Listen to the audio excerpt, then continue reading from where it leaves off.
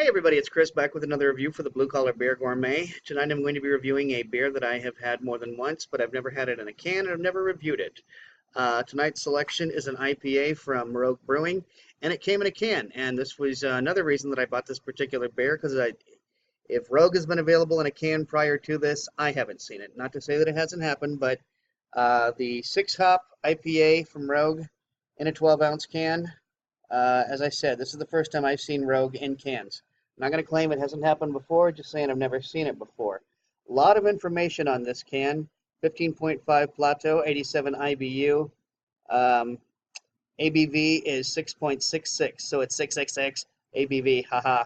Of course, it is a 6, hop IPA, so I'm sure that was no mistake and no accident. It says here, in a bold collaboration with Mother Nature, we grow our own varieties of aroma hops at Rogue Farms in Independence, Oregon. We also string, stake, train, test, trim, separate, sort, kiln, and cool them. Brewmaster John Mayer meticulously selected and blended 6 varieties of our hops to create the big, beautiful bite of our 6-hop IPA. This is a whole series. There's 6-hop, 5-hop, 7-hop. All of them are great. I've had this one before. I think this might actually be my favorite of all of them. And, naturally, as it came in a can, those who watch this show regularly will know that I'm a big fan of cans and canned beers. So, because it is an IPA, going to be breaking out my Tenaya Creek IPA glass once again to let you know, those of you who are unaware. If you go to Tenaya Creek Brewery on a Tuesday night, slap down $6, you're going to get a glass just like this. They're going to fill it with a house beer. And $3 later, you get refills. Take this glass home with you, bring it back next Tuesday, $3 refills after that. So it's not a one-time deal. Once you own a glass, you can take it back there and get $3 refills on Tuesdays of house beers from there on out. So anyway, that's my little plug for Tenaya Creek. I am Creek Geeks, and remember to look out for the hashtag #TheCreekGeeksLV. So let's crack this bad boy open. What's funny is, amidst all the information that's on here, I don't see a brewed on or canned on or best by date. So anyway, lots of other information on here. Hats off to them. And it's nice when an IPA remembers to put IBUs on there. That is something we IPA drinkers do want to know. So let's give this a pour.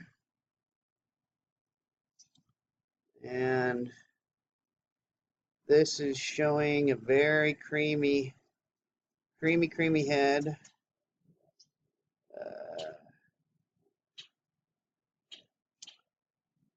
This is a nice hay color, very hazy, getting lots of pineapple and citrus aroma before I even put my nose to the glass. I'm going to describe this as a high carbonation because there are lots and lots of bubbles and they are going 90 miles an hour.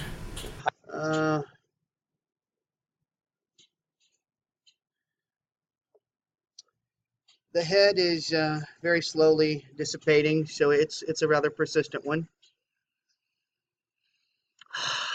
I just get hop, hop, hop, and I get a little bit. This is kind of crazy, but I swear I can get a sweet tart smell. That sweet tart, that sugar and tart smell. Getting that, but man, this is one wonderful smelling beer. It really is. If you're a hop lover, you're gonna love the bouquet off of this beer. See if we can't get a little bit more in. Okay. So once again, just want to show you that color. I can see already that the camera is not doing justice to the color. It's much more hay colored than what you're seeing on camera. What you're seeing on camera looks almost more amber. That sweet smell certainly is sticking around, and but I'm getting a hop. I'm getting a hop combination like you wouldn't believe. Of course, 6 different locally sourced or farm sourced hops are going to get something like that. So I'm going to quit yapping my flap and start drinking. Cheers.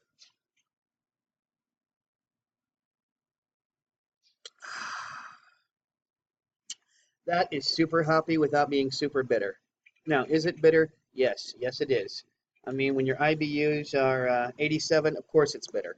I'm not trying to say that it's not. But first and foremost, you get the hops. Then you get the bitterness after that.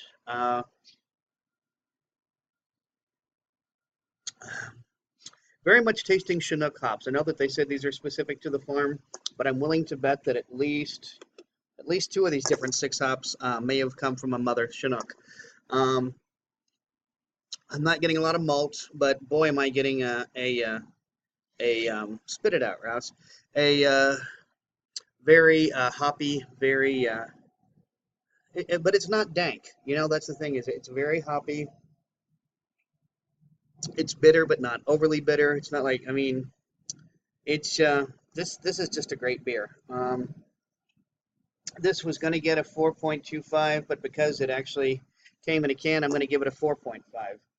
The only thing it's missing here is, naturally, as I've said before, the brewed on date, but otherwise, I'm loving Rogue for putting their beers in cans and putting all that information on there. Excuse me, the ABV, the plateau, the IBU, all the information that you could possibly need for your beer right there. I don't know if I said this or not, but just to let you know, I did pay $2.29 for this at Total Wine, so this does fall into the around $2 range that I like to try and keep my beers. And I'm going to recommend this one more time. I'm going to tell you right now, if you are not an IPA lover, or if you're just getting into IPAs, don't drink this. This is not the IPA for you. This is definitely for people who like IPAs, who want that bitterness, who revel in the bitterness of IPAs. You got a friend you're trying to get into the craft beer movement, don't give them this. Don't give them this. This is the kind of beer to keep in the back of your fridge for when you just need a beer, right? Okay, so until next time, drink good beer, don't break the bank doing it, and cheers.